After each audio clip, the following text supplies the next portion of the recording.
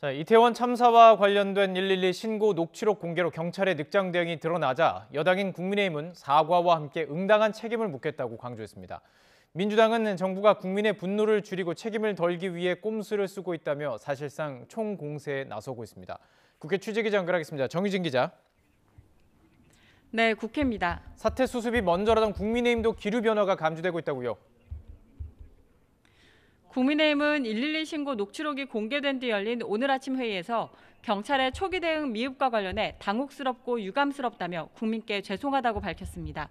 국민의힘 정진석 비상대책위원장은 오늘 회의에서 잘못이 밝혀지면 책임을 물어야 한다고 강조했는데요. 들어보겠습니다. 충분한 현장 조치가 왜 취해지지 않았는지 그 원인은 반드시 밝혀져야 합니다. 그리고 응당한 책임을 물어야 합니다. 또 애도 기간이 끝나는 즉시 여야와 정부, 전문가가 참여하는 이태원 사고조사 특위를 구성하자고 제안했습니다.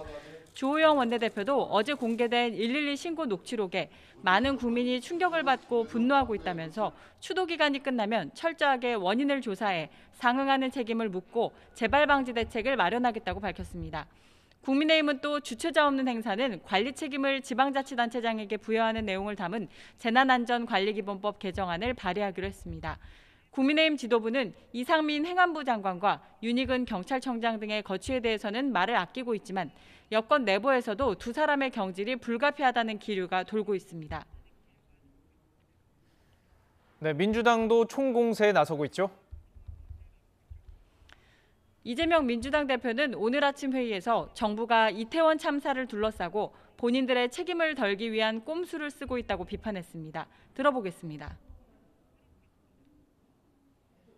책임을 덜어내기 위해서 사건을 축소, 은폐, 조작하는 것은 결코 용서받을 수 없습니다.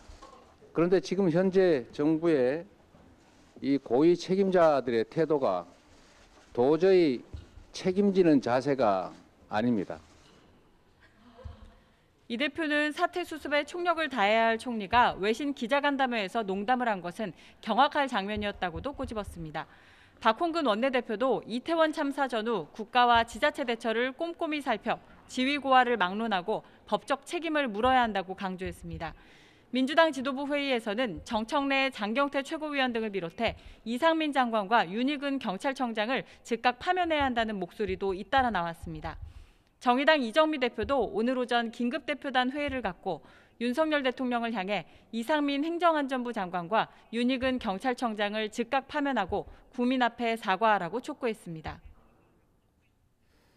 네, 국회 상임위에서도 관련해 이게 여야가 공방을 벌였다고요.